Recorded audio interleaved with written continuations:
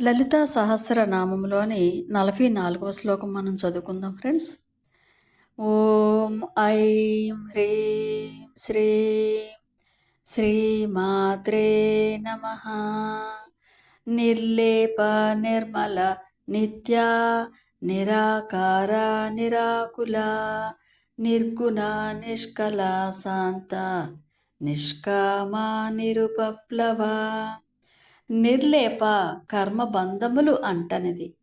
నిర్మల ఏ విధమైన మలినములు లేనిది. నిత్య సత్య స్వరూపుని. నిరాకార ఒక ప్రత్యేకమైన ఆకారము లేనిది. నిరాకుల భావ వికారములు లేనిది. నిర్గుణ అంటే ఎటువంటి గుణములు అంటనిది. నిష్కల విభాగములు లేనిది. శాంత ఏ విధమైన ఒడిదుడుకులు తొట్టుపాటు లేని తల్లి. నిష్కామ కామము అనగా ఏ కోరికలు లేనిది. నిర్లప నిరూపమ ప్లవ అంటే హద్దులు ఉల్లంఘించుట లేనిది. ఎంత అద్భుతమైన అంటే ఏదైనా ఒకటే, ఒక భాగం విభాగాలు కానీ ఒక ఆకారం కానీ ఏమీ కూడా లేని తల్లి.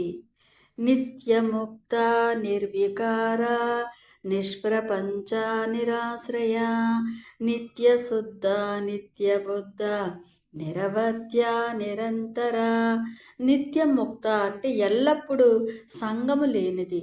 నిర్వికార ఎటువంటి వికారములు లేనిది. నిష్ప్రపంచ ప్రపంచముతో ముడి లేనిది. నిరాశ్రయ ఆశ్రయం లేనిది లేదా అవసరము లేనిది. నిత్యశుద్ధ ఎల్లప్పుడూ శుద్ధమైనది.